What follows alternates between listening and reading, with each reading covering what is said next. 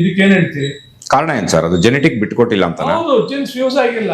ಆವಾಗ ನನಗೆ ಕೇಳಿದ ಪ್ರಶ್ನೆ ದೊಡ್ಡರಾಜೇಂದ್ರ ಅವರು, ನವಾಬ್ ಸಾಹೇಬ್ರು, ರಮೇಶ್ ಗೌಡ್ರ ಮದುವೆನಲ್ಲಿ ಕೇಳಿದ ಪ್ರಶ್ನೆ ನನಗೆ, ಏನ್ ಹೇಳ್ತೀರಿ ಪ್ರಸಾದ್ ಇದಕ್ಕೆ ನೀವು ಅಂದ್ರು.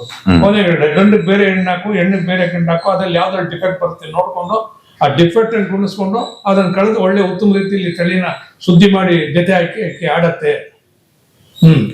ಅವಾಗ ಬಾಲ್ಯಲೇನ್ಗಳು ಜಾಸ್ತಿ ಇರ್ತವೆ, ಬಾಲ ಕಟ್ಟೋದು, ಬಾಲ ಎಣಿಯೋದು, ಇದೆಲ್ಲ ಉಂಟು. ಸಾಧನೆ ಮಾಡ್ಬೇಕು. ಆಡ್ಸೋದು ಒಂದು ಕಲೆ. Selection is an art, breeding is an art, flying is an art. ಅದು 3 ಆರ್ಟ್. ಒಂದು ತಿಳ್ಕೊಂಡಿಲ್ಲ, 3 ತಿಳ್ಕೊಂಡಿರೇನೆ ಕಲಾಭಿಮಾನಿ ಆಗಕ್ಕೆ.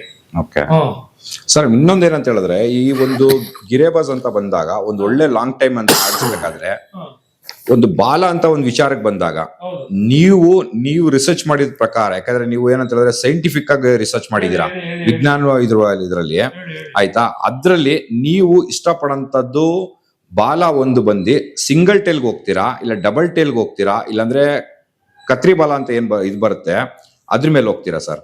3 ಬಾಲ ಹಂಗಿಲ್ಲ ನೋಡಕ್, ನೀವು ಹೇಳಕ್ಕೋದ್ರೆ ಸಿಂಗಲ್ ಟೈಲ್ ಥಿಯರಿ ಎಲ್ಲ ಹೋಯ್ತು. ಈಗ ಡಬಲ್ ಥಿಯರಿ ಓಡ್ತಾ ಇರೋದು. ಆ ಜುಲ್ಫಕರ್ ಬರೋದು ನೋಡ್ರಿ, ಅಕ್ಕಿಗಳಲ್ಲಿ ಫೂಟ್ಗಳು ಆಗೋಗ್ಬಿಟ್ಟದು. ಜುಲ್ಫಕರ್ ಇರ್ಲಿಲ್ಲ, ಅಲ್ಲೇ ಇರ್ಲಿಲ್ಲ, ತಲೆ ಮೇಲೆ ಜುಟ್ಲಿ ಇರ್ಲಿಲ್ಲ. ಇವೆಲ್ಲ ಎಲ್ಲಿಂದ ಬಂತು? ಈ ಫ್ಯಾನ್ಸಿ ಬ್ರೀಡ್ಗಳಿಂದ ಬಂತು. ಅರ್ಥ ಆಯ್ತಾ? ನಮ್ ಗಿರೇಬಾಜ್ಗಳಲ್ಲಿ ಕಾಲಲ್ಲಿ ಫಾರ್ಮ್ ಹೌಸ್ ಅಲ್ಲಿ ಇದ್ದು, ಇದೆಲ್ಲಿಂದ ಬಂದು 12 ಬಾಲ ಇರೋದು ಇವಾಗ 16 ಬಾಲ ಐತೆ, 14 ಬಾಲ ಐತೆ. ಎಲ್ಲಿಂದ ಬಂದು? ತಳಿಗಳು ಬೆರಕೆ ಆದಾಗ, ಬಿನ್ಫೂಟ್ ಆದಾಗ ಈ ಲಕ್ಷಣಗಳು ಕಂಡು ಬಂದವು. ಜೆನೆಟಿಕ್ ಪ್ರಾಬ್ಲಮ್ ಅಂತ ನೀವ್ ಹೇಳೋದಾದ್ರೆ ಪ್ಯೂರ್ಲಿ ಜೆನೆಟಿಕ್ ಪ್ರಾಬ್ಲಮ್. ಬಟ್ ಅದು ಯಾಕೆ ಅದು ಒಳ್ಳೆ ಬ್ರೀಡ್ ಅಂತ ಯಾಕೆ ನೀವು ಕನ್ಸಿಡರ್ ಮಾಡಲ್ಲ? ಇವಾಗ ಏನಂತ ಹೇಳಿದ್ರೆ 12 ಬಾಲ ಐತಿ, ನಾವು ಕನ್ಸಿಡರ್ ಮಾಡೋದಿಲ್ಲ ಅಂದ್ರೆ ಅವನಲ್ಲಿ ಇದೆ. ಬಟ್ ಅವ್ನು ಮಾತಾಡೋದು ನೋಡ್ರೆ ಅವ್ನ ಬ್ರೀಡ್ ಏನೋ ಎವರೆಸ್ಟ್ ಮೇಲೆ ಕೂತಿರಂಗ್ ಮಾತಾಡ್ತಾನೆ. ಅವ್ನು ಎಲ್ಲೊಂದಕ್ಕೆ ಆಡ್ಸಿದ್ದಾರೆ ಎಷ್ಟೋ ಬಹಳ ಜನಗಳು. ನಾನು 12 ಬಾಲ ಇದ್ದದಂತದ್ದು 14 ಬಾಲ ಬಂದಾಗ ಅಬ್ನಾರ್ಮಲ್ ಕೂತಿದೆ ನೋಡಿ, ಅದು abnormality. It is not a sign, good sign. It is abnormal. ಹೆಂಗೆ ಒಂದ್ ಮಚ್ಚೆ ಬರುತ್ತೆ, ಅದೊಂದು ಸ್ಪೆಷಾಲಿಟಿ. ಅರ್ಥ ಆಯ್ತಾ? ಒಂದ್ ಕಚ್ಬಿಟ್ಟು ಬರುತ್ತೆ, ಅದೊಂದು ಸ್ಪೆಷಾಲಿಟಿ. ಗುಣಾದಿ ಅಂಶಗಳು ಇಟ್ಕೊಂಡು ಗುಣಿಸ್ಬೇಕು, ಒಂದೇ ಗುಣದಲ್ಲಿ ಗುಣಿಸಕ್ ಆಗೋದಿಲ್ಲ. ಸರ್ ಇನ್ನೊಂದು ನಂದೇ ಒಂದು ಪರ್ಸನಲ್ ಕ್ವಶನ್ ಇದು. ಈ ಒಂದು ಅಂಗವಿಕಲರು ಅಂತ ಏನ್ ಹೇಳ್ತೀವಿ, ಹ್ಯಾಂಡಿಕ್ಯಾಪ್ ಆಯ್ತಾ, ಅವ್ರಿಗೆ ಭಗವಂತ ಅವ್ರಿಗೆ ಆದಂತ ಒಂದು ಬುದ್ಧಿವಂತಿಕೆಯಲ್ಲಾಗ್ಬೋದು, ಮತ್ತೆ ಬೇರೆ ರೀತಿ ಶಕ್ತಿಯುತವಾಗಿ ಆಗ್ಬೋದು, ಒಂದು ಡಬಲ್ ಆಗಿ ನಮ್ಕಿಂತ ಆ ರೀತಿಲಿ ಯಾಕೆ ಇರಬಾರ್ದು ಅಂತ ನಾನು 14 ಬಾಲದಲ್ಲಿ ಬರೋದು ಬಹಳ ಕಷ್ಟ ಇದೆ. ಇದರಲ್ಲಿ ನಮ್ಮ ಮನುಷ್ಯನಿಗೂ ಪ್ರಾಣಿಗೆ ಹೋಲಿಸೋದು ಬಹಳ ಕಷ್ಟ. ಅರ್ಥ ಆಯ್ತಾ? ಹೇಗೆ ನಮಗೆ 6th ಸೆನ್ಸ್ ಇದೆ, ಅದಕ್ಕೆ ಎಲ್ಲಿದೆ ಸೆನ್ಸು? ಸರ್ ಇವಾಗ 6th ಸೆನ್ಸ್ ಅಂತ ಹೇಳಿದ್ರೆ, ಇವಾಗ ನೀವು ಇದ್ರ ಬಗ್ಗೆ ರಿಸರ್ಚ್ ಮಾಡಿರೋದ್ರಿಂದ ನಾನು ಕೇಳ್ತಾ ಇರೋದು, ಈ ಹೋಮ್ವರ್ಕ್ಗಳನ್ನೆಲ್ಲ ತಗೊಂಡೋಗ್ಬಿಟ್ಟು ನೀವು 1,000 ಡೆವಲಪ್ ಮಾಡಲಿಲ್ಲ ಅಷ್ಟೇ ನಾವು. ಅಲ್ಲ, 1,000 ಕಿಲೋಮೀಟರ್ ದೂರದಲ್ಲಿ ಬಿಟ್ಟು ಬರ್ತೀರಾ. ಅದು ನನ್ನ ಮನೆ ಇಲ್ಲೇ ಅಂತ, ಯಾಕಂದ್ರೆ ಅದೇನು ದಿನಾ ಕಳ್ಳ ಮಾಡಿರಲ್ಲ. ತಗೊಂಡೋಗಿ ನೀವು ಈ ರೋಡಿಂದ ಪಕ್ಕದ ರೋಡ್ ಬಿಟ್ಟಿರಲ್ಲ, ಇದ್ ಮಾಡಿರಲ್ಲ, ಏಕ್ದಮ್ ತಗೊಂಡೋಗಿ 1,000 ಕಿಲೋಮೀಟರ್ ದೂರದಲ್ಲಿ ಬಿಡ್ತೀರಾ. ಸ್ಟೇಜ್ ಬೈ ಸ್ಟೇಜ್ ಎತ್ಕೊಂಡೋಗಿರ್ತಾರೆ, ಯಾಕ್ದಮ್ ಎದ್ದು ಬಿಟ್ಟಿದ್ದ ಚರಿತ್ರೆನೇ ಇಲ್ಲ. ಅದು ಸೀ ವಾಟರ್ ಅಂತ ಒಂದು ಬರ್ಡ್ ಇದೆ, ಅದು ಒಂದೇನೆ ಇವತ್ತು ಎತ್ಕೊಂಡಾಗ 1000 ಕಿಲೋಮೀಟರ್ ಬಿಡಿ ಮನೆಗೆ ಬರುತ್ತೆ. ಅದು ಒಂದೇ ಬರ್ಡ್ ಬರೋದು ಪ್ರಪಂಚದಲ್ಲಿ, ಇನ್ಯಾವ ಬರ್ಡ್ಗೂ ಅಷ್ಟು ಗಲಾಟೆ ಇಲ್ಲ. ಹೋಮರ್ಗಳು ಸ್ಟೇಜ್ ಬೈ ಸ್ಟೇಜ್ 100, 150, 200, 300 ಆತರ ಎಲ್ಲ ಸ್ಪರ್ಧೆಯಲ್ಲಿ ಭಾಗವಹಿಸಿದ್ದೇನೆ. 1000 ಕಾಕೋದು ಏಕ್ದಮ್ 1000 ಹೊಡಿಯಂಗಿಲ್ಲ. ಮತ್ತೆ 100 ಕಿಲೋಮೀಟರ್ ರೇಸ್ ಅಲ್ಲಿ ಆಡ್ಬೇಕು, ಮತ್ತೆ 300 ಕಿಲೋಮೀಟರ್ ರೇಸ್ ಆಡ್ಬೇಕು, 500 ಕಿಲೋಮೀಟರ್ ರೇಸ್ ಆಡ್ಬೇಕು, ಮತ್ತೆ 700 ಕಿಲೋಮೀಟರ್ ಆಡ್ಬೇಕು. ಆಮೇಲೆ ಬೇಕಾದ್ರೆ ನೀವು ಜಂಪ್ ಏಕ್ದಮ್ 300 ಕಿಲೋಮೀಟರ್ ಜಂಪ್ ಕೊಡ್ಬೋದು 1000ಕ್ಕೆ. ಆತರ ಕೊಟ್ಟಿದೀವಿ, ಗೆದ್ದು ಇದೀವಿ. ಅದೆಲ್ಲ ಬೇರೆ. Because quality of the bird ನಮ್ಗೆ ಕ್ವಾಲಿಟಿ ಆಫ್ ದ ಬರ್ಡ್ ಅಂದ್ರೆ, ಅದು ನೀವು ಬಿಡ್ತಾ ಅದರ ಪ್ರದರ್ಶನ ತೋರಿಸ್ತಾ ಇರುತ್ತೆ, ನಮ್ಗೆ ಪ್ಲಸ್ ಪಾಯಿಂಟ್ ತೋರಿಸುತ್ತೆ. ಆವಾಗ ಅದನ್ನ ಅರ್ಥ ಮಾಡ್ಕೊಳ್ತೀವಿ. ಇದಕ್ಕೆ ಈ ತರನೇ ಉಡನ್ ಕೊಡ್ಬೇಕು, ಇದಕ್ಕೆ ಇಷ್ಟು ಜನ ರೆಸ್ಟ್ ಕೊಡ್ಬೇಕು, ಈ ತರನೇ ಮೇವ್ ಹಾಕ್ಬೇಕು, ಈ ತರನೇ ಬಿಡ್ಬೇಕು ಅಂತ ನೇಮಗಳು ಉಂಟು. ಸುಮ್ಮನೆ ಎತ್ಕೊಂಡೋಗಿ ಬಿಟ್ಕೊಡಂಗಿಲ್ಲ. ಅವಕ್ಕೂ ಲೆಕ್ಕಾಚಾರ, ವಾತಾವರಣ ಎಲ್ಲ ನೋಡ್ಬಿಡ್ಬೇಕಾಗತ್ತೆ. ಕಾಡುಗಳು ಅಷ್ಟೇ ಲೆಕ್ಕಾಚಾರ, ಡೈಟು, ಕಾರ್ಬೋಹೈಡ್ರೇಟ್, ನ್ಯೂಟ್ರಿಷನ್ ವ್ಯಾಲ್ಯೂ ಗೊತ್ತಿರ್ಬೇಕು. ಸುಮ್ಮನೆ ಏನು ಎದ್ದೋ ಕಾಳು ಹಾಕಂಗಿಲ್ಲ. ನೀವು ತಿನ್ನೋ ಊಟ ಬೇರೆ, ನಾ ತಿನ್ನೋ ಊಟ ಒಂದೇ ಇದ್ರು ನಿಮ್ಗೆ ಜೀರ್ಣ ಆಗೋದು ಬೇರೆ, ನನ್ ಜೀರ್ಣ ಬೇರೆ, ಜೀರ್ಣ ಶಕ್ತಿಗಳ ಮೇಲೆ ಹೋಗುತ್ತೆ. ಅದ್ರಲ್ಲಿ ಎಲ್ಲ ನ್ಯೂಟ್ರಿಷನ್ ವ್ಯಾಲ್ಯೂ ತಿಳ್ಕೊಂಡಿರ್ಬೇಕು. ಯಾರು ಹೇಳೋದು ಒಂದ್ ಬಾದಾಮಿ ಕೊಟ್ಟು 12 ಕಳ್ಳೆಕಾಳು ಕೊಟ್ಟು 12 ಕಳ್ಳೆ ಬೀಜ ಕೊಟ್ಟು ಅಂದ್ರು. ಬಾದಾಮಿ 12 ಕಳ್ಳೆ ಬೀಜ ಕೊಟ್ಮೇಲೆ ಬಾದಾಮಿ ಯಾಕೆ ಕೊಡ್ಬೇಕಾಗಿತ್ತು ಅವನು? ಅಲ್ಲೇ ಬಂದಲ್ಲ, ಅಲ್ಲೇ ಕೆಟ್ಟ ಅವನು. ಒಂದು ಬಾದಾಮಿಯಾಗಾರ ಹೋಗು, ಇಲ್ಲ ಕಳ್ಳೆ ಬೀಜಕಾರ ಎರಡು ಯಾಕೆ ಕೊಟ್ಟೆ? ಎರಡು ಪ್ಲಸ್ ಪಾಯಿಂಟ್. ಬಾದಾಮಿ ಜಾಸ್ತಿ ಕೊಟ್ರೆ ಏನಾಗತ್ತೆ, ಕಳ್ಳೆ ಬೀಜ ಕೊಟ್ರೆ ಏನ್ ಜಾಸ್ತಿ ಕೊಟ್ರೆ ಏನಾಗತ್ತೆ, ಅದ್ರ ಬಗ್ಗೆ ತಿಳ್ಕೊಳ್ಳಿ. ಇವಾಗ ಅಜೀರ್ಣ ಆಗತ್ತೆ, ಜೀರ್ಣ ಸರಿಯಾಗೋದಿಲ್ಲ, ಅಜೀರ್ಣ ಅದು ಇದು ತಿನ್ಬಿಟ್ಟು ಅಜೀರ್ಣ ಆಗತ್ತೆ. ಆ ತರ ಅಕ್ಕಿಗಳಲ್ಲೂ ಉಂಟು. ತೂಕವಾದ ಅಳತೆ ಪಥ್ಯ, ಅಳತೆ ರೇಷಿಯೋ ಕೊಟ್ರೆ ಅಕ್ಕಿನ ಇಷ್ಟೇ ಕಾಳು ಅಂದ್ರೆ ಇಷ್ಟೇ ಕಾಳು, ಇಷ್ಟೇ ಗೋಧಿ ಕಾಳು ಅಂದ್ರೆ ಇಷ್ಟೇ ಗೋಧಿ, ಆ ತರ ಇಷ್ಟೇ ನೀರು 40 ml ಅಂದ್ರೆ 40 ml ನೀನ್ 10 ml ಕೊಟ್ಟು ಆಡ್ಸ್ಬಿಡ್ತೀನಿ ಅನ್ನೋದೆಲ್ಲ ಸುಳ್ಳು ಮಾತು. ಒಂದು ರೇಷಿಯೋ ಗೊತ್ತಿರೋನೆ ಆಡ್ಸಕ್ಕಾಗೋದು, ನ್ಯೂಟ್ರಿಷನ್ ಹೇಳಿ ಗೊತ್ತಿರೋನೆ ಮೇಯ್ಸಕ್ಕಾಗೋದು, ಅಕ್ಕಿ ಬಗ್ಗೆ ತಿಳ್ಕೊಂಡಿರೋನೆ ಗುಣಸಕ್ಕಾಗೋದು, ಸುಮ್ಮನಾರು ಗುಣಸಕ್ಕಾಗೋದಿಲ್ಲ. ಏನ್ ನೋಡ್ ಗುಣಿಸ್ದೆ ನೀನು? ಏನ್ ನೋಡ್ ಗುಣಿಸಿದ್ರಿ ಅದೇ ಹೇಳಿ ಸರ್. ಆಮೇಲೆ ಇನ್ನೊಂದೇನಂತ ಹೇಳಿದ್ರೆ, ಅಕ್ಕಿ ನಾವು ಆಕಾಶದಲ್ಲಿ ಬಿಟ್ಟಾಗ ಇದೇ ನನ್ನ ಮನೆ ಅಂತ ಒಂದು ಗುರುತಿಟ್ಕೊಂಡು ಬರುತ್ತೆ. ದೇವ್ರು ದಿಕ್ಸೂಚಿ ಕೊಟ್ಟವನೇ ಬುದ್ಧಿ. ಆ ದಿಕ್ಸೂಚಿ ಯಾವ ರೀತಿಲಿ ವರ್ಕ್ ಮಾಡುತ್ತೆ ಸರ್? ಏನ್ ಸರ್ ಅದು? ಸನ್ಸ್ಪಾಟ್ ಎಫೆಕ್ಟ್, ಇದು ಮ್ಯಾಗ್ನೆಟಿಕ್ ಎಫೆಕ್ಟ್ ಇದೆ, ಎಲೆಕ್ಟ್ರೋಮ್ಯಾಗ್ನೆಟಿಕ್ ಪವರ್, ಅದಕ್ಕೆ ಸ್ಪೆಷಲಿ ಸೂರ್ಯನ ಪ್ರಭಾವ ಇದೆ, ಆಮೇಲೆ ಮ್ಯಾಗ್ನೆಟಿಕ್ ಪವರ್ ಇದೆ. ಸೂರ್ಯನ ಪ್ರಭಾವ ಮುಖ್ಯ, ಸೋಲಾರ್ ಎಫೆಕ್ಟ್, ಸನ್ ಎಫೆಕ್ಟ್, ಆಮೇಲೆ ಬರುತ್ತೆ ನಿಮ್ಗೆ magnetic effect, earth magnetic effect, ಆಮೇಲೆ ಇತ್ಯಾದಿ ಬರುತ್ತೆ. ಅವೆಲ್ಲ ದೊಡ್ಡ ಕಾಂಪ್ಲಿಕೇಶನ್ ಹಾಕೋದಲ್ಲ, ಅರ್ಥ ಆಯ್ತಾ? ಅತಿ ಶೀಘ್ರದಲ್ಲಿ ಮುಗಿಸೋ ಮಾತಿಲ್ಲ. ಇವಾಗ ನಾವು 100 ಕಿಲೋಮೀಟರ್ ಬಿಡ್ತೀವಿ. ಇವಾಗ ಒಂದು ಶಾಲೆಯಲ್ಲಿ 100 ಜನ ಸ್ಟೂಡೆಂಟ್ ಇರ್ತಾರೆ, ಅದ್ರಲ್ಲಿ 10 ಜನ ಬ್ರೈಟ್ ಆಗಿರ್ತಾರೆ, ಎಲ್ಲರೂ ಬ್ರೈಟ್ ಇರೋದಿಲ್ವಲ್ಲ. ನಮ್ಮ ಹುಡುಗ ದೊಡ್ಡಾಗಿರ್ತಾನೆ, ನಿಮ್ಮ ಹುಡುಗ ಬುದ್ಧಿವಂತ ಆಗಿರ್ತಾನೆ. ಏನಕ್ಕೆ ನಮ್ಮ ಹುಡುಗ ಬುದ್ಧಿವಂತ ಆಗಿಲ್ಲ ಅಂತ ನಾನು ಹೇಳಕ್ಕಾಗತ್ತಾ? ಏನು grasping power, intelligence, picking point ಗೊತ್ತಿಲ್ಲ, ಅಷ್ಟು ಜ್ಞಾನವಂತ ಇಲ್ಲ, ಮ್ಯಾಥಮೆಟಿಕ್ಸ್ ಅಲ್ಲಿ ವೀಕ್ ಇವನು, ನಿಮ್ಮೊಂದು ಬುದ್ಧಿವಂತ. ಆ ತರ ವ್ಯತ್ಯಾಸಗಳು ಇರ್ತವೆ, ಅದನ್ನ ನಾವು ಗುಣಿಸ್ಬೇಕು. ಗುಣಿಸಿ ಅದನ್ನ ಒಂದು ರೇಷಿಯೋ ಇಟ್ಟು ನೋಡೋದ್ರಿಂದ ನಿಮ್ಗೆ ವ್ಯಾಲ್ಯೂ ಮಾಡೋಕ್ಕಾಗೋದು. ಸುಮ್ಮನೆ ವ್ಯಾಲ್ಯೂ ಮಾಡೋಕ್ಕಾಗೋದಿಲ್ಲ. ಇವಾಗ ನಾನು ವ್ಯಾಲ್ಯೂಯೇಷನ್ ಹೋಗ್ತೀನಿ, ಸುಮ್ಮನೆ ಅವ್ರ ಅಕ್ಕಿ ಒಂದು 50 ಅಕ್ಕಿ ತೋರಿಸ್ತಾರೆ, ಸುಮ್ಮನೆ ವ್ಯಾಲ್ಯೂಯೇಷನ್ ಮಾಡ್ತೀನ? ನನ್ನ ಬುದ್ಧಿವಂತಿಗೆ ವ್ಯಾಲ್ಯೂಯೇಷನ್ ಮಾಡಿ ಇದಕ್ಕೆ ಜೊತೆ ಹಾಕಿ ಅಂತೀವಿ. ಒಂದು 10 ಜೊತೆ ಮಾಡ್ರೆ ಒಂದು 5-4 ಜೊತೆಲಿ ಆಡ್ತವೆ, ಏಟ್ಗಳು ಸ್ವಲ್ಪ ಜಾಸ್ತಿ ಆಗ್ತವೆ, ಒಂದೊಂದು ಶುದ್ಧವಾಗಿ ಆಡ್ತವೆ, ಗೆಲ್ತವೆ. ಅಷ್ಟೊತ್ತಿಗೆ ತಳಿಯಲ್ಲಿ ಮಾಯ ಹೋಗ್ಬಿಡ್ತವೆ, ಇಲ್ಲ ಗಂಡು ಬೆಕ್ಕಚ್ಬಿಡ್ತವೆ, ಇಲ್ಲ ಬರಾಟ ತಿನ್ಬಿಡ್ತವೆ, ಇಲ್ಲ ಕಾಯಿಲೆ ಬಂದು ಚೆತ್ತೋಗ್ತೈತೆ. ಏನೋ ನಾನಾ ವಿಧ ತೊಂದರೆಗಳು ಇರ್ತವೆ. ಸರ್, ಇವತ್ತು ಸುಮಾರಷ್ಟು ದಾವಡಿಗಳಿಗೆ ನೀವು ಹೋಗ್ತಾ ಇದ್ದೀರಾ. ಹೌದು, ಹೇಳಿ. ಇವಾಗೂ ಜೊತೆ ಹಾಕೊಟ್ಟು ಬರ್ತಾ ಇದ್ದೀರಾ. ಆ ಜೊತೆ ಹಾಕೊಟ್ಟಿರೋಂತ ಅಕ್ಕಿಗಳಲ್ಲಿ ಒಂದು ಲಾಂಗ್ ಟೈಮ್ ಪರ್ಫಾರ್ಮೆನ್ಸ್ ಮಾಡಿದೆ ಅಂತ ಅವ್ರು ಯಾರಾದ್ರೂ ನಿಮಗೆ ಮತ್ತೆ ರಿಟರ್ನ್ ಫೋನ್ ಮಾಡಿ ಹೇಳಿದಾರ? ಊರಿಗೆ ಗೊತ್ತಲ್ಲ ಮಾಡಿರೋದು, ಎಷ್ಟು ಬೆಂಗಳೂರಿಗೆ ಗೊತ್ತಲ್ಲ. ಎಲ್ಲ ಬ್ಯಾಂಗ್ಳೂರ್ ಗೊತ್ತಿದೆ, ಬಟ್ ಹೊಸಬ್ರು ಗೊತ್ತಿಲ್ಲ ಸರ್. ಗೊತ್ತು. ಅವ್ರು ಮತ್ತೆ ಪುನಃ ಅವ್ರಿಗೆ ಏನಂದ್ರೆ ಅವ್ರಿಗೆ ಇಮೇಜ್ ಹೋಗ್ಬಿಡ್ತೈತೆ. ಇಲ್ಲ, ಯಾರ ಹೆಸರು ಬೇಡ ಇಲ್ಲಿ. ಅವ್ರು ನಾನ್ ಮಾಡಿದ ಜೊತೆ ಅಂತ ಹೇಳ್ಕೊಳಕ್ಕೆ ನಾಚಿಸ್ಕೊಳ್ಳೋರು ಇದಾರೆ. ಉದಾಹರಣೆಗೆ ಬ್ಯಾಂಗ್ಳೂರು ರಿಕಾರ್ಡ್ ಮಾಡಿರೋದು ನಾನು ಹಾಕಿರೋ ಜೊತೆನೆ, ಆಮೇಲೆ ಕನಕಪುರದಲ್ಲಿ ಜೊತೆ ಹಾಕಿದ್ದು ನಾನೊಂದು, ಅದು ಸ್ಟೇಟ್ ರಿಕಾರ್ಡೇನೆ. ಮೈಸೂರಲ್ಲಿ ಹಾಕಿ ಚೀನಿನೂ ನಾನೇನೆ. ಇವಾಗ ಹಾಸನದಲ್ಲಿ 13 ಚಿತ್ರ ಆಡೋದು ಅದು ನಾನು ಹಾಕಿದ ಜೊತೆನೆ. ಹೊಳಲ್ಕೆರೆ ಜೊತೆ ಹಾಕಿದ್ದೀನಿ, ಎಲ್ಲೋ ಆಡ್ತಾ ಇರ್ತೀವಿ. ತಾತನ ಕಡೆ ಸಂಬಂಧ ಅದು ಹೋಯ್ತು. 10 ಮುಖಲ್ 12 ಗಂಟೆ ಆಗ್ತೈತಿ. 3 ಕಲ್ಲಿ ಕೊಟ್ಟ, ಇದಕ್ಕೆ ಏನ್ ಹೇಳ್ತೀರಿ? ಮೊಟ್ಟಣ ತಳಿ ಶುದ್ಧ, ಎಲ್ಲಿಂದ ತಂದ್ರು, ಇಂದಿಂದ ಕಡೆ ತಂದ್ರು ಅಂದ್ರು. ಆಗ ಹೇಳಿದ್ರು ಸೋಮಣ್ಣ ಅವ್ರಿಗೆ, ನಿಮ್ ತಳಿಲಿ ಇವತ್ತು ಆಡ್ತವೆ ಅಂತ.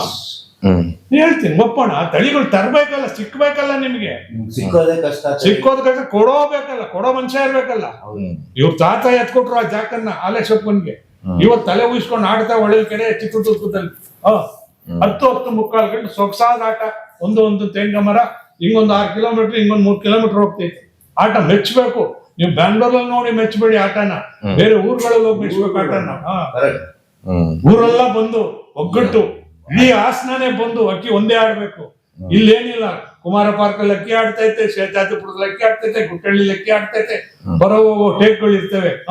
ಅದೆಲ್ಲ ಇರೋದಿಲ್ಲ. ಲೋನ್ ಪ್ಲೇಯರ್ ಲೆಕ್ಕ ಹಾಕೊಡು.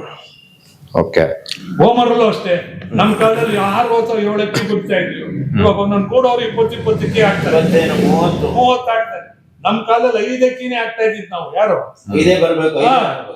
ಆ ತರ ಆಗ್ತಾ ಇದ್ವು. ಆ ತರ ತಳಿಗಳಲ್ಲಿ ಆಳ ತಿಳ್ಕೊಂಡು ಆಡ್ತಾ ಇದ್ವಿ ನಾವು. ಸುಮ್ನೆ ನಾವು ನಮ್ಮಲ್ಲಿ ಇದೆ ಅಂತ 10-30 ಆಡ್ತಾ ಇರ್ಲಿಲ್ವಲ್ಲ. ನನ್ನನ್ನು ಕಂಡಿರೋರು, ನಾನ್ ಮಾಡಿರೋ ಜೊತೆಗಳನ್ನ ಅವ್ರನ್ನ ಕೇಳಿದ್ರೆ ಹೇಳ್ತಾರೆ. ಈಗೇನಂದ್ರೆ ಈಗೋ ಪ್ರಾಬ್ಲಮ್. ಈಗ ಅದೇ ಒಂದು ಮೇನು ಈಗೋ ಪ್ರಾಬ್ಲಮ್ ಇಂದಾನೆ ಶೋಕು. ಎಲ್ಲಿ ಶೋಕನ್ನು ಯಾರು ಮೆಚ್ತಾರೆ ಹೇಳಿ? ಎಷ್ಟು ಜನ, ಎಷ್ಟು ಸೊಸೈಟಿ ಹೋಗ್ತಾರೋ ಹೇಳಿ? ಶೋಕ್ ಮಾಡ್ತಾವ, ನಮ್ಮ ಹುಡುಗ ಅಕ್ಕಿ ಆಡ್ಸ್ತಾನೆ, ಯಾರು ಒಪ್ತಾರ ಹೆಣ್ಣು ಕೊಡ್ತಾರ? ಪಾರೋಳ ಆಡಿಸ್ತಾನ ಯಾರು ಹೆಣ್ಣು ಕೊಡ್ತಾರೇನ್ರಿ? ಉದ್ಯೋಗ ಎಲ್ಲ ಮಾಡ್ತಾನೆ ಕೆಲ್ಸಕ್ಕೆ ಹೋಗ್ತಾರೆ, ಎಲ್ಲೋ ಮೂಟೆ ಕೂತಾನೆ ಒಬ್ಬರಲ್ಲಿ ಏನೋ ಮೂಟೆ ಎತ್ತಾನ ಅಂತ ಕೆಲಸ ಕೊಡ್ತಾರೆ. ಪಾರೋಳ ಆಡಿಸ್ತಾನೆ ಯಾರು ಹೆಣ್ಣು ಕೊಡ್ತಾರೆ? ಇವ್ ಕೊಟ್ಟಾರ. ಪಾರೋಳ ಅಂದ್ರೆ ಇಡಕ್ ಜಾಗ ಕೊಡೋದಿಲ್ಲ ಅನ್ನೋ ಮನೆಗಳು ನೋಡಿದೀನಿ. ಪಾರೋಳ ಅಂದ್ರೆ ಇಡಬೇಡಿ, ನಾ ಇಡಕ್ಕೆ ಎಲ್ಲ ಮಾಡ್ತಾ ಇಲ್ಲ ಇತ್ತೀಚೆಗೆ ದೊಡ್ಡ ದೊಡ್ಡ ಬಂಗ್ಲಾಗಳಲ್ಲಿ. ಆ ತರ ಶುದ್ಧವಾಗಿ ಅಕ್ಕಿ ಕಲೆ ಒಳ್ಳೆ ಕಲೆ, ಇದನ್ನ ಉಪಯೋಗಿಸ್ಕೊಳ್ಳೋಕೆ ಬಿಡ್ತೀಬೇಕು. ಈಗೆಲ್ಲ ವ್ಯಾಪಾರ ಆಗೋಗ್ಬಿಟ್ಟಿದಿಲ್ಲ ನಿಮ್ ಕಲೆ. ಎಂಟ್ರಿ ಫೀಸ್ ಏನ್ ಕಮ್ಮಿ ಇದೆಯಾ? ಬಡವ ಸೇರಕ್ಕಾಗತ್ತಾ? ಬಡವ ಸೇರೋ ಕಲೆ ಇಲ್ಲವಲ್ಲ ಇದೆ. ಸರ್, ಇವಾಗ ನಿಮ್ಮ ಒಂದು ಅನುಭವದಲ್ಲಿ ನಿಮ್ಮ ಒಂದು ಒಳ್ಳೆ ಒಂದು ಜಾತಿ ಅಂತ ಇವತ್ತು ನೆನಪಿನಲ್ಲಿ ಇಟ್ಕೊಂಡಿರೋಂತ ಒಂದು ಜಾತಿ ಅಂತ ಹೇಳಕ್ಕಾದ್ರೆ ಯಾವ ಜಾತಿ ಹೇಳ್ತೀರಾ ಸರ್?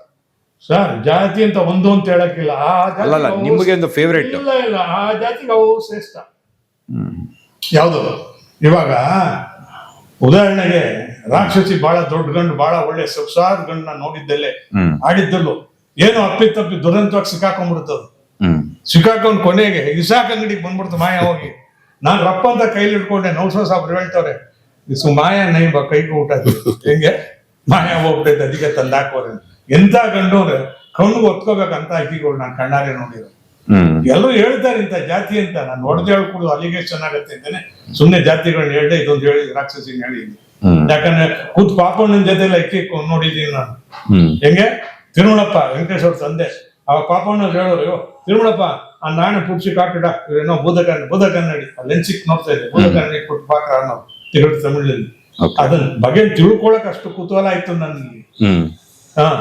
ಈಗ ಎಲ್ಲಿ ಕಲಿಬೇಕು ಅನ್ನೋರಿಲ್ಲ. ಏನ್ ಕಲ್ತ್ಬಿಟ್ಟು ಏನು ವಿದ್ಯೆ ಕಲಿಯಕ್ಕಾಗತ್ತಾ?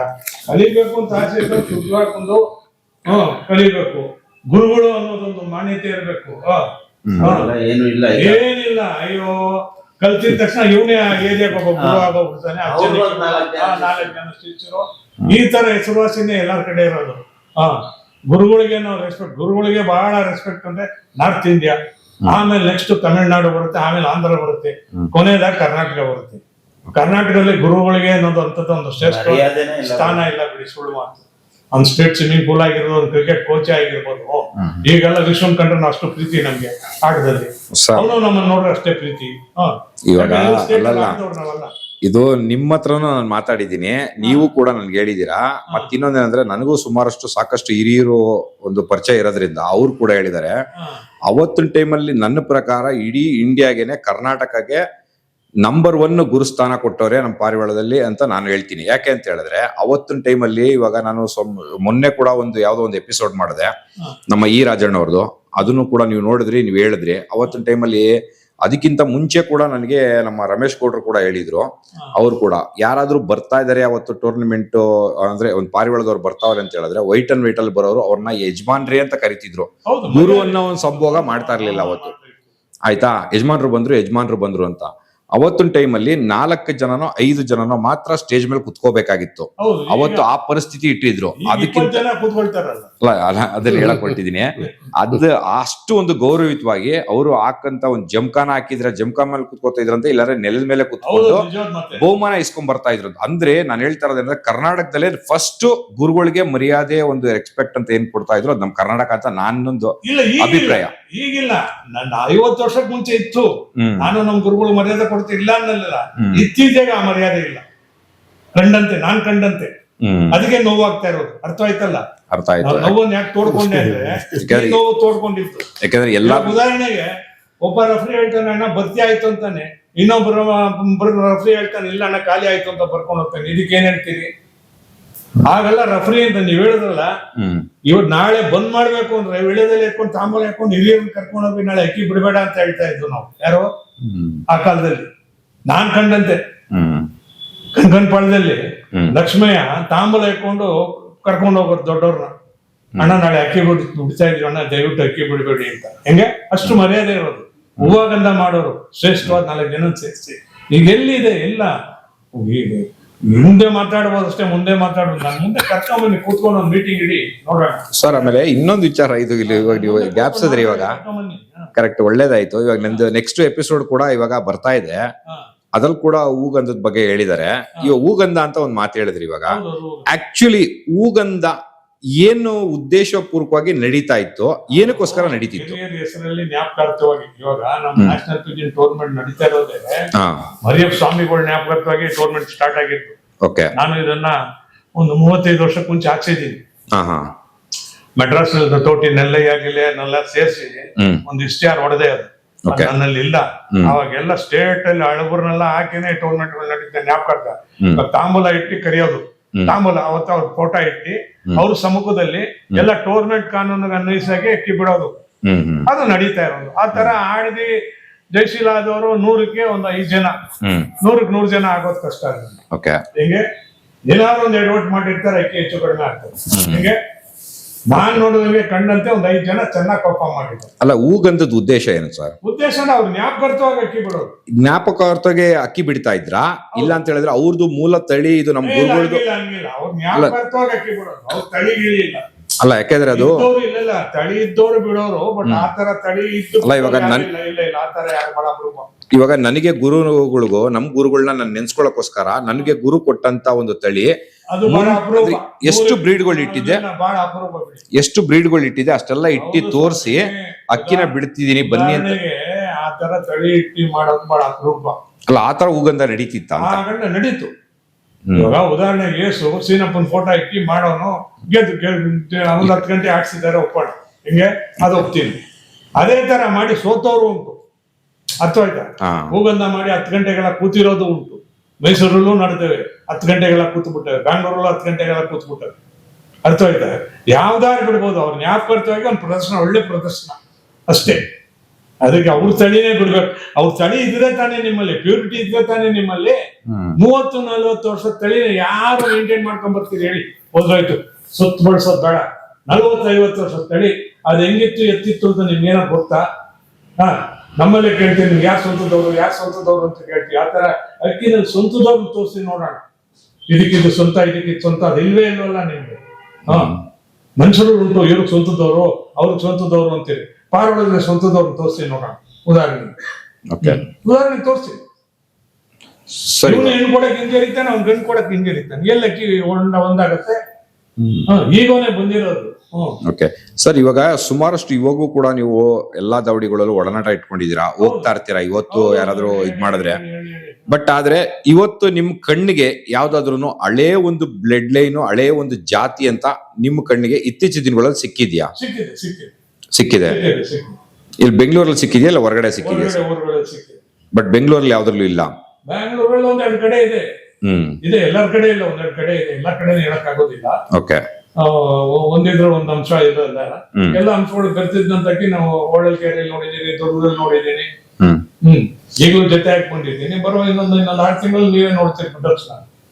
ನೋಡ್ಬೇಕಾಗಿದ್ದೀರಿ. ಅವ್ರು ಹೇಳ್ತಾರೆ ಇಂಥವ್ರು ಹಾಕಿದ್ದೆ ಜೊತೆ. ಸರ್, ಆ ಗ್ಯಾರಂಟಿ ನಾನು ಇಟ್ಕೊಂಡಿದ್ದೀನಿ. ಕೊನೆಯದಾಗಿ ಕೇಳ್ತೀನಿ, ನೀವು ಅದನ್ನ ಅಂದ್ರೆ ಇವಾಗ ಒಂದ್ ಅಕ್ಕಿ ಅಂತ ಬಂದಾಗ ಆಯ್ತಾ, ಅದ್ರಲ್ಲಿ ನೀವು ಸಾಕಷ್ಟು ಗ್ರಂಥಗಳನ್ನೇ ಬರೆದು ಬಿಟ್ಟಿದ್ದೀರಾ, ಸುಮಾರಷ್ಟು ಬುಕ್ಗಳನ್ನ ಬರೆದಿದ್ದೀರಾ. ಒಂದೊಂದು ಅದ್ರದ್ದು ಏನೇನು ಇವಾಗ ಒಂದು 20 ಒಂದು ವಿಂಗ್ಸ್ ಅಂತ ಬಂದಾಗ, ಒಂದು ರೆಕ್ಕೆ ಅಂತ ಬಂದಾಗ ಅದ್ರಲ್ಲಿ 20ರದ್ದು ಏನು ಒಂದು 20 ರೆಕ್ಕೆ ಏನ್ ಬರುತ್ತೆ ಅದ್ರ ಬಗ್ಗೆನು ಅಲ್ಲ ಅದನ್ನೇ ಒಂದ್ ನಿಮಿಷ ವಿಷಯಕ್ಕೆ ಬಂದ್ಬಿಡ್ತೀವಿ ಸರ್.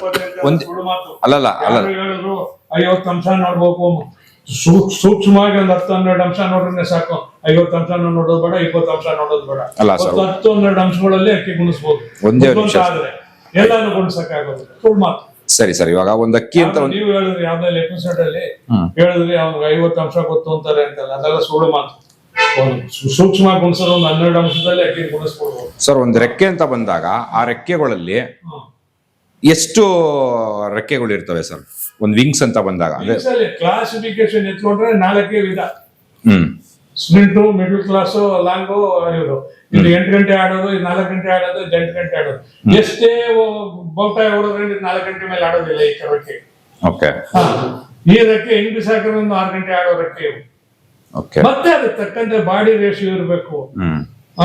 ಸರ್, ಸಿಂಪಲ್ ಆಗಿ ಹೇಳ್ಬಿಡೋಣ, ಒಂದ್ ಅಕ್ಕಿಲಿ ನಿಮ್ಮ ಪ್ರಕಾರ ಮಿನಿಮಮ್ ಕ್ವಾಲಿಟೀಸ್ ಮಿನಿಮಮ್ ಇರ್ಬೇಕು ಅಂತದ್ದು ಏನೇ ನೋಡ್ಬೇಕು ಅಂತ ಹೇಳ್ಬಿಡಿ ಸರ್, ಸಾಕು, ಇನ್ನೇನು ಬೇಡ. ಅದನ್ನ ನಾನು ವಿವರವಾಗಿಲ್ಲ, ಅಕ್ಕಿ ಸ್ಪೆಸಿಮೆನ್ ಇದ್ದೇ ತೋರಿಸ್ಬೇಕು ನಿಮ್ಗೆ. ಬಾಯಿನಲ್ಲಿ ಹೇಳೋದು ದೊಡ್ಡದಿಲ್ಲ. ಕಣ್ಣು ಮುಂದೆ ಇದ್ರೆ ನೋಡಿ ಇಂಥ ಗುಣ ಇದೆ ನೋಡ್ಕೊಳ್ಳಿ ಅಂತ ಹೇಳ್ಬೋದು. ನಾನು ಒಂದು ಹೇಳೋದು ನೀವು ಯಾವ್ದೋ ನೋಡ್ಕೊಂಡು ನೋಡಿದ್ರೆ